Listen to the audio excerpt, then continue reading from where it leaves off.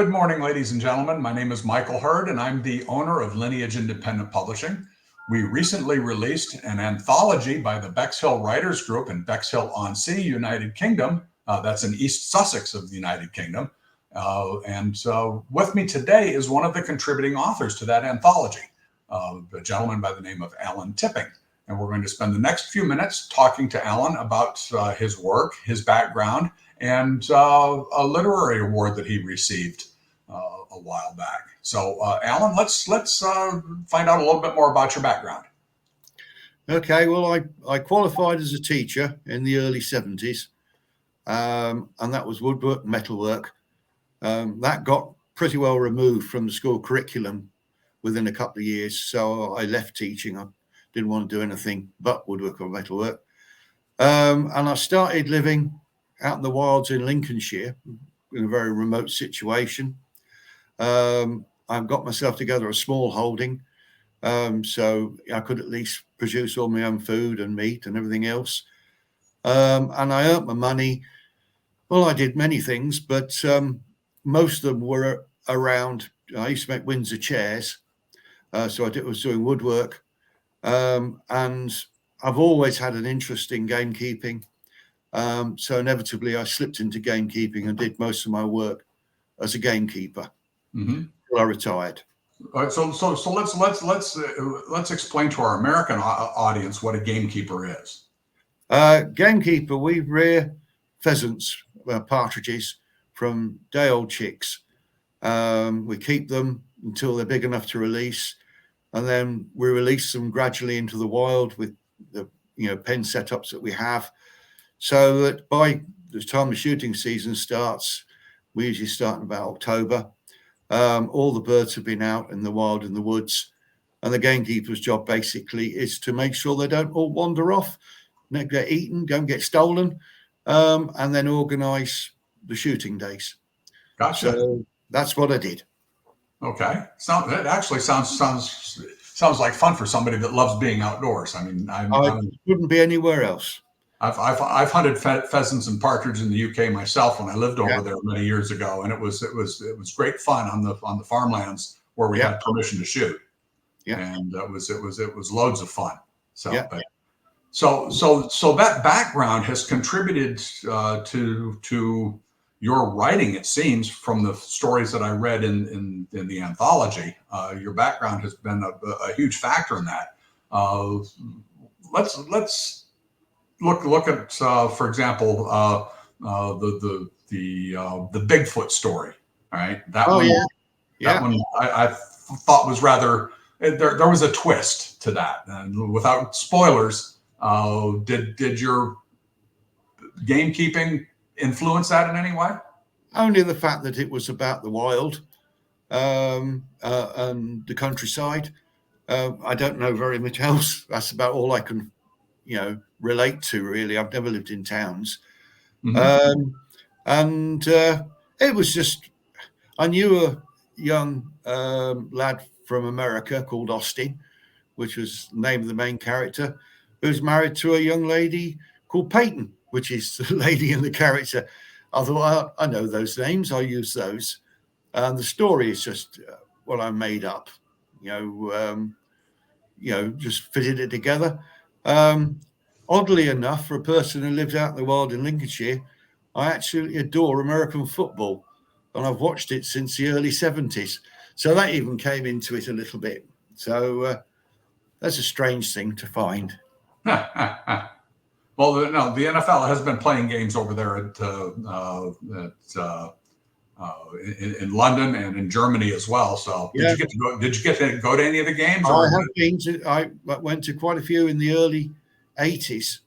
But unfortunately, they became so popular. They also then became so expensive. Right. And getting to London and watching a game would have been way beyond my pay threshold.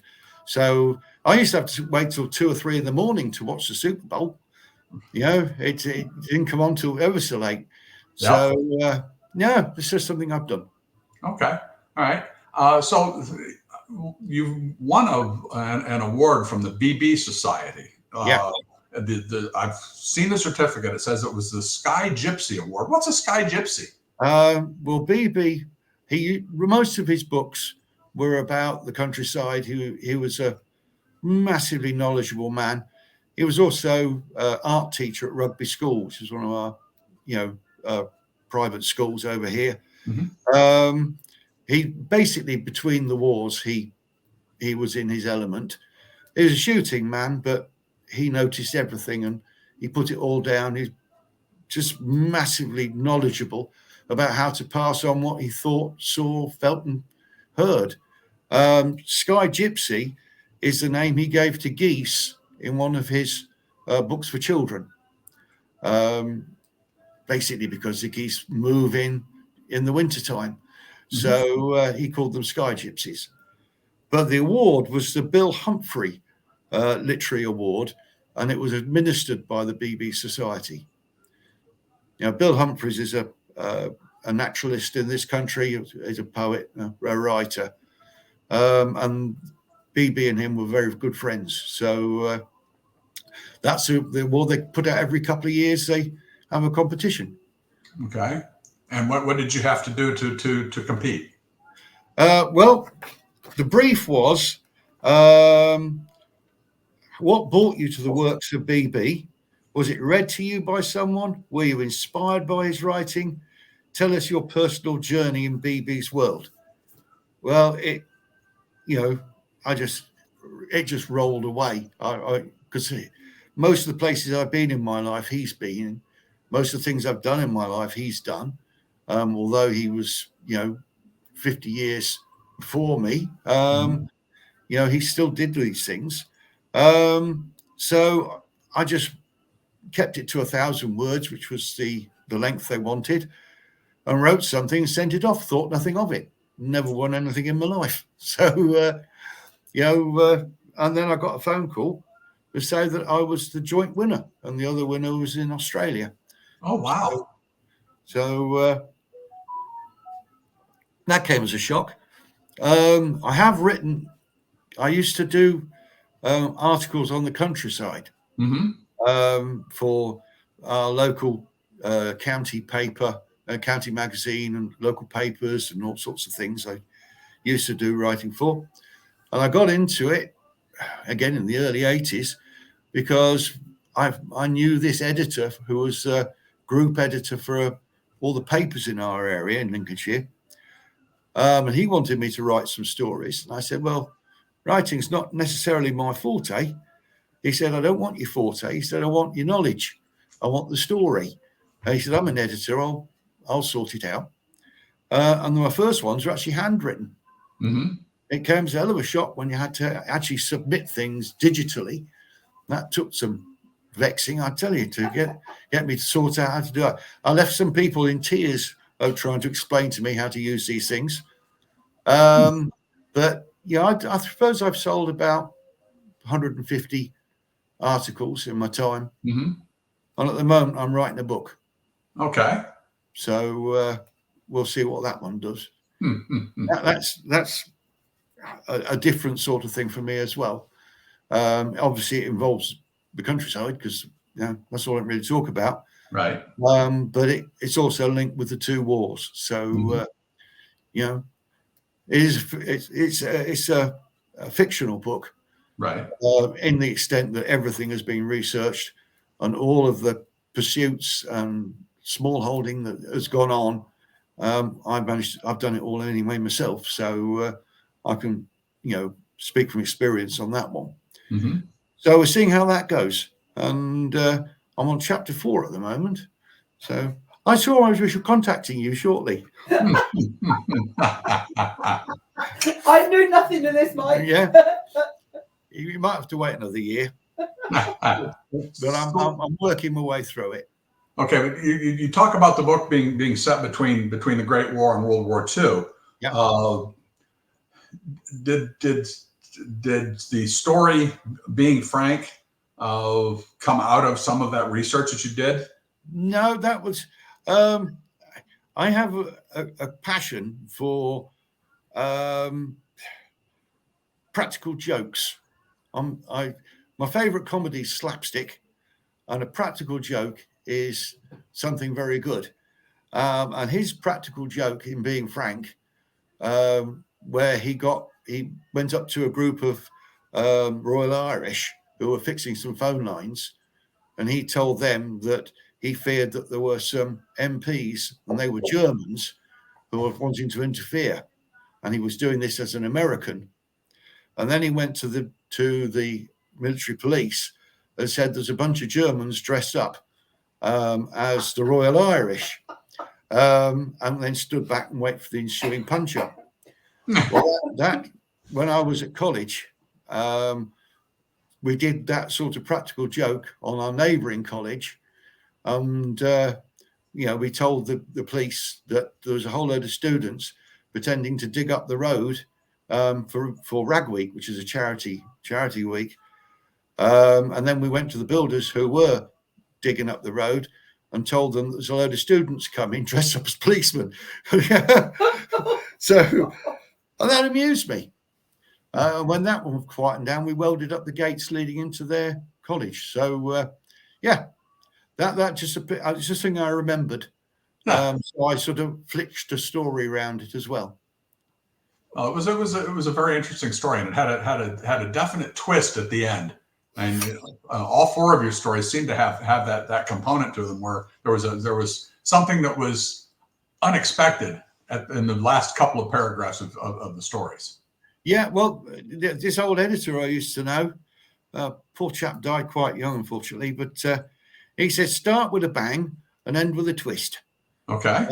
So I remember I had to write some stories for a gardening magazine, and I opened up one of them saying, there's little more vexing to a gardener than walking down your path in the morning and finding a car upside down on your vegetable patch. And then the story developed from that one. So yeah. Also, I write, but I find reading a bit taxing at times. I didn't start reading till quite late in my life, and I like a story that starts up fairly quickly. We have in this country a character called Biggles.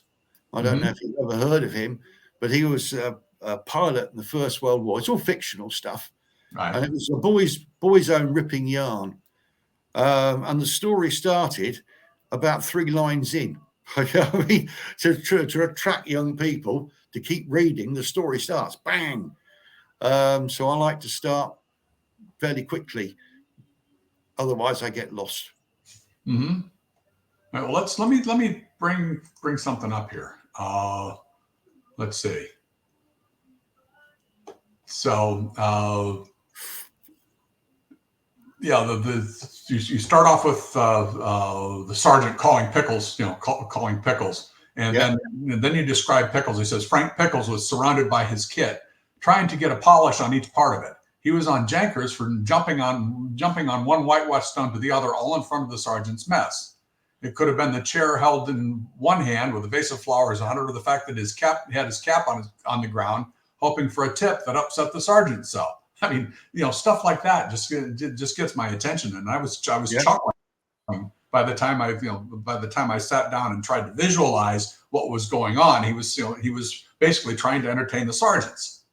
Well, he entertain and wind up, because some people don't fit in, and I've always been in that position. I find it very hard fitting in any particular group, and he was thrust into the army and he just didn't fit. So he spent a lot of his time, showing off and winding people up. But also he was quite clever. Some of his ruses were quite well thought out, but he had this ability to imitate people's voices, which is how he ended up. Because there was Montgomery in the last war did have doubles, so that he could then go off and go to meetings, and the Germans didn't know it. So that's how he ended up as Monty's double. Okay. So, most of these things have got an element somewhere in them that's actually happened that stimulates my mind, and the story sort of goes leading up to or leading from that. Mm-hmm. The Bigfoot one, I was watching this very strange, because you've got some very strange people in America, yeah, to say the least. And you've got this difference between, you have your police officers who are making a report, and then some fairly fringe people making a report of all the sightings of Bigfoot. It can't all be nonsense. It can't all be make-believe. It can't all be people in costumes. There's got to be some semblance there, because your native people, that's where the name Sasquatch came from. Mm-hmm. I was watching this documentary on it, for want of a thing to do, and it quite caught my attention. You've got to bear in mind, you see, in America, you've got things that will bite you, that will kill you. I mean, all we have in this country, they make you itch. Yeah. We don't have anything poisonous or dangerous here. Even our weather's tame. Just nettles. Just nettles. Pardon? Just nettles.